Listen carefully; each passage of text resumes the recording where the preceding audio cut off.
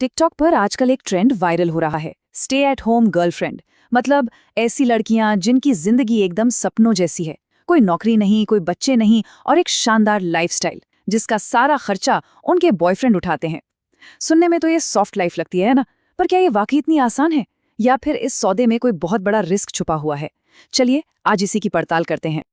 तो आज हम क्या क्या देखने वाले हैं? पहले तो ये सॉफ्ट लाइफ दिखती कैसी है, इसकी बात करेंगे। फिर समझेंगे कि इंटरनेट पर इसे लेकर इतनी लड़ाई क्यों हो रही है।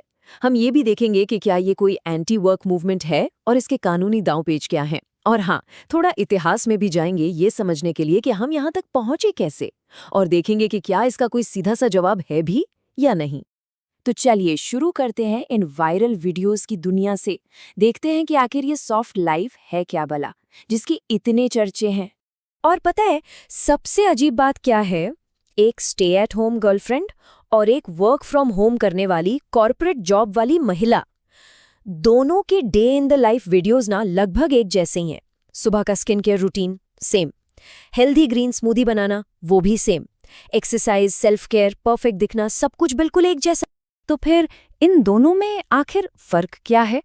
फर्क सिर्फ एक चीज का है, पैसा कहाँ से आ रहा है। स्टे एट होम गर्लफ्रेंड की इस पूरी लाइफस्टाइल का खर्चा एक बॉयफ्रेंड उठा रहा है, जो हमेशा कैमरे के पीछे रहता है। पर ये लाइफस्टाइल जितनी ग्लैमरस दिखती है ना, उतनी ही कंट्रोवर्शियल भी है।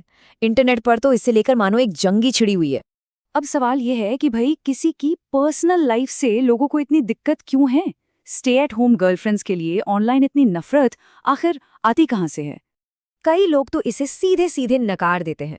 जैसे ये कमेंट है, स्टे एट होम गर्लफ्रेंड क्या होता है, मतलब बेरोजगार? सीधा सवाल। कुछ लोग तो इससे भी एक कदम आगे हैं। एक कमेंट कहता है, स्टे एट होम गर्लफ्रेंड ये तो बस हारे हुए लोगों के लिए कोड वर्ड है जिनका कोई फ्यूचर प्लान नहीं है। मतलब सीधा सीधा उनके एम्बिशंस पर हमला। और फिर बस एक शब्द का ये कमेंट, नौकरानी। ये एक शब्द ही काफी है ये बताने के लिए कि कई लोग इस रोल को कितना पिछड़ा हुआ और दूसरों पर निर्भर मानते हैं। अच्छा, इतनी आलोचना के बावजूद ये ट्रेंड इतना पॉपुलर क्यों है? आखिर क्यों कुछ लोग जानबूझकर ये रास्ता चुन रहे हैं? चलिए अब इस क्रिटिसिज्म से हटकर इसके पीछे का आकर्षण समझते हैं। इसकी एक बड़ी वजह है फाइनेंशियल नाइहिलिज्म। ये एक तरह की गहरी निराशा है। मतलब जब लोगों को लगने लगे कि यार कड़ी मेहनत कर लो, अच्छी से अच्छी डिग्री ले लो, लेकिन वो पुरानी वाली आर्थिक सुरक्षा अब नहीं मिलने वाली। जब सिस्टम से ही भरोसा उठ जाए तो लोग फिर अलग अलग रास्ते तलाशने लगते हैं। और ये निराशा ये हवाई नहीं है। आज की पीढ़ी की आर्थिक सच्चाई बहुत कड़वी है। जरा सोचिए, ज्यादातर युवा अपने माता पिता से भी कम कमाने वाले हैं। सैलरी है कि सालों तक बढ़ती नहीं। बड़ी बड़ी कंपनियों में धड़ाधड़ नौकरियां जा रही हैं, और अपना घर खरीदना या रिटायरमेंट के बारे में सोचना ये तो एक सपने जैसा हो गया है। तो ऐसे में कॉर्पोरेट की ये दौड़ भाग कई लोगों को बेमतलब लगने लगती है। टिकटॉक इन्फ्लुएंसर कैंडल की ये बात इस पूरी भावना को एकदम साफ कर देती है। वो कहती हैं, मुझे मेहनत करने के सपने नहीं आते, मुझे तो एक हॉट हाउसवाइफ बनकर एक आसान खूबसूरत जिंदगी जीने का सपना आता है। बस इतनी सी बात है। ये करियर और नौकरी की जब पारंपरिक सोच है ना, उसको पूरी तरह से नकारना है। लेकिन इस सॉफ्ट लाइफ के सपने का एक बहुत डार्क साइड भी है। एक ऐसा पहलू जिसे लोग अक्सर नजरअंदाज कर देते हैं, और वो है कानूनी सुरक्षा का ना होना। ये एक ऐसा सौदा है जो बहुत बहुत महंगा पड़ सकता है। देखिए, कानून की नज़र में एक पत्नी और एक गर्लफ्रेंड होने में जमीन आसमान का फर्क है। शादीशुदा होने पर अगर रिश्ता टूटता है तो पत्नी को कानूनी तौर पर गुजारा भत्ता और संपत्ति में हिस्सा मिलता है। लेकिन एक गर्लफ्रेंड, रिश्ता टूटने पर उसे आम तौर पर कुछ नहीं मिलता, ना गुजारा भत्ता, ना प्रॉपर्टी में कोई हिस्सा, ना ही विरासत में कोई हक। और ये सिर्फ किताबी बातें नहीं हैं। रेडिट पर एक यूजर ने एक असली कहानी शेयर की। वो बताते हैं, मेरी कजन अपने मंगेतर के साथ करीब 10 साल रही, फिर उसने धोखा दिया और उसे छोड़ दिया। उसे अपनी बेटी के साथ घर छोड़कर वापस अपने माँ बाप के पास जाना पड़ा। उसे उस घर से एक पैसा नहीं मिला, कोई गुजारा भत्ता नहीं, कुछ भी नहीं। ये कहानी दिखाती है कि बिना कानूनी सुरक्षा के कोई कितना बेसहारा हो सकता है। अब इस ट्रेंड को ठीक से समझने के लिए थोड़ा इतिहास में चलना होगा।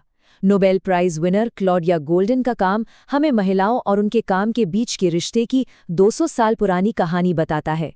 गोल्डन ने एक बड़ी दिलचस्प चीज खोजी कि काम में महिलाओं की भागीदारी हमेशा सीधी लाइन में बढ़ी नहीं है, बल्कि ये एक यू शेप की तरह है। बहुत पहले जब खेतीबाड़ी का जमाना था, तब महिलाएं ज्यादा काम करती थीं। फिर इंडस्ट्रियलाइजेशन आया, फैक्ट्रियां लगीं तो उनकी भागीदारी कम हो गई। और फिर 20वीं सदी में सर्विस सेक्टर के बढ़ने के साथ ये फिर से बढ़ने लगा। और पता है, ये बदलाव बहुत धीरे धीरे हुआ, और इसकी वजह सिर्फ महिलाओं की चॉइस नहीं थी। 20वीं सदी में तो समाज का दबाव था और मैरिज बार जैसे बड़े अजीब नियम थे। मतलब ऐसे कानून थे जिनके तहत शादी होते ही महिलाओं को नौकरी छोड़नी पड़ती थी। सोचिए। और आज की तारीख में भी सैलरी में जो गैप है ना, उसकी सबसे बड़ी वजह है पेरेंटहुड इफेक्ट। रिसर्च बिल्कुल साफ साफ दिखाती है कि पहले बच्चे के जन्म के बाद महिलाओं की कमाई या तो कम हो जाती है या वहीं थम जाती है, जबकि पुरुषों की कमाई पर कोई असर नहीं होता। और यही वो वजह है कि अक्सर महिलाओं को अपने करियर से एक कदम पीछे हटना पड़ता है। तो हमने इस ट्रेंड का आकर्षण देखा, इसकी आलोचना देखी, कानूनी जोखिम समझे और इसका इतिहास भी जाना। और एक बात तो साफ है कि इसका कोई आसान जवाब नहीं है। ये हमें एक कड़वी सच्चाई की तरफ लाता है। दोनों ही रास्तों के अपने अपने खतरे हैं। एक तरफ कॉर्पोरेट जॉब है, जहां बर्नआउट और नौकरी जाने का डर हमेशा बना रहता है, और दूसरी तरफ एक ऐसा रिश्ता है जहां आप पूरी तरह किसी पर निर्भर हैं और सब कुछ खोने का रिस्क है। शायद सच्ची सिक्योरिटी कहीं भी नहीं है। तो हम वापस उसी बड़े सवाल पर आ जाते हैं, क्या स्टे एट होम गर्लफ्रेंड बनना एक कदम पीछे की ओर है, या फिर ये आज के इस टूटे फूटे इकोनॉमिक सिस्टम के खिलाफ एक समझदारी भरा रिएक्शन है? और ये हमें एक और भी बड़े सवाल के साथ छोड़ जाता है। जब स्टेबिलिटी और सक्सेस के पुराने पारंपरिक रास्ते बंद होते दिख रहे हैं, तो आगे क्या होगा? भविष्य में काम, रिश्ते और जिंदगी के मायने क्या होंगे? ये वाकई एक सोचने वाली बात है।